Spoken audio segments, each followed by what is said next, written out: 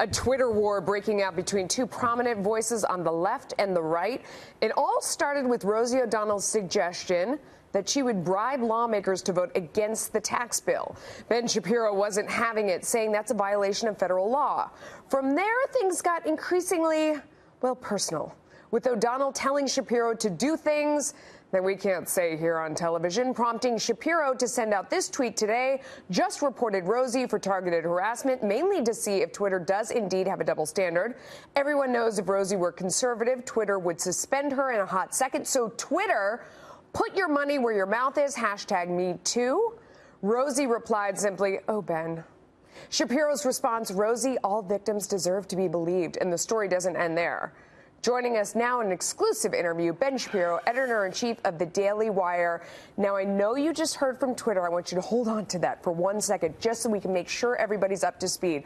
Her original tweet, which I saw fly by too, where she says $2 million to Senator Susan Collins, Senator Jeff Flake, if they vote no. No, I will not kill Americans. That's what she tweeted. I don't know how this is killing Americans, but that's okay. For the sour rich, I think it was supposed to say super, but she was impaired in some way while doing this, probably with her fingers. DM me, Susan, DM me, Jeff. You responded that if Trump orders Sessions to investigate Rosie, he will be carved into Rushmore by Friday, which I thought was a pretty good burn. But what inspired you to pile on this mess? Because it was already out of control.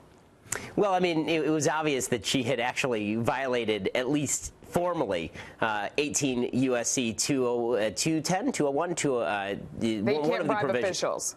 Yeah, exactly. A specific provision of the U.S. Code, and in doing so, she had done this on Twitter, and so I sort of piled on a little bit, and she responded by essentially telling me to perform an anatomical act on her that certainly would fall under Me Too sexual harassment. So, but what was weird about it is that she told me to perform it on a male appendage of hers. Well, so that was. It was weird. Let's not get into that, because yeah, it was could be having great. dinner right now. I think that's probably smart, and so I responded by essentially saying that she was already a felon. There was no need to make herself into a homophobic sexual harasser as well.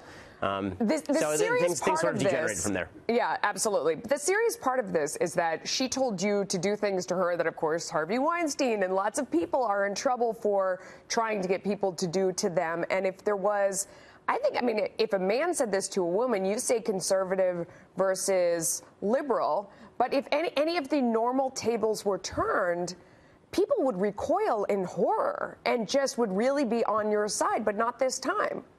No question. I mean, if I had said exactly the same words to Rosie O'Donnell that she said to me on Twitter, I have very little doubt that I would have been suspended or expelled from Twitter for targeted harassment or abuse under their rules. So I decided to find out exactly how Twitter operated. And so I reported her for targeted harassment and abuse.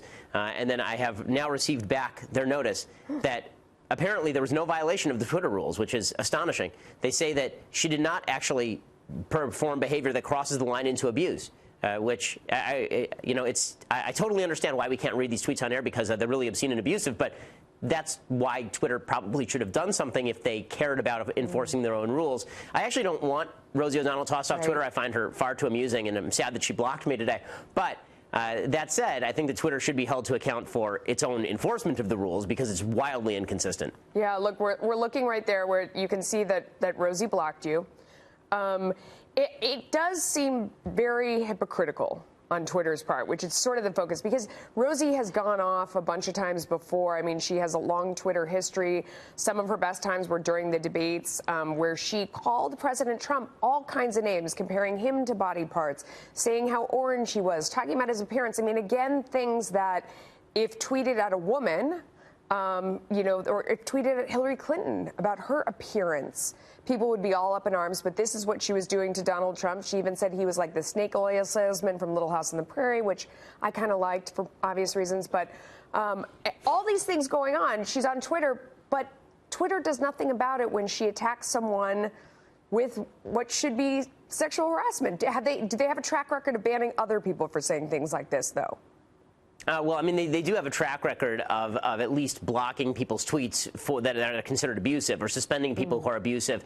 And they have a track record of going after people for political reasons as well. Again, their terms of service suggest that you are not allowed to issue tweets like this, but they have a rather arbitrary standard, obviously, for what they choose to enforce or not enforce. My guess is that they didn't want to open the can of worms that would have necessitated opening in order to take any action against Rosie O'Donnell for suggesting that I do certain things to her, which is horrifying. I'm still stuck on the fact that she seemed very sincere in the fact when she went on originally and she tweeted long tweets about exactly how much money she wanted to give for them to vote no and DM me. And I mean, she sounded very serious. So I don't know. There's a lot of debate right now about whether or not that's a violation of the law since it was on Twitter. We'll see. Ben Shapiro, hat tip to you, my friend. Thank you for coming on. Good to see you. Thanks.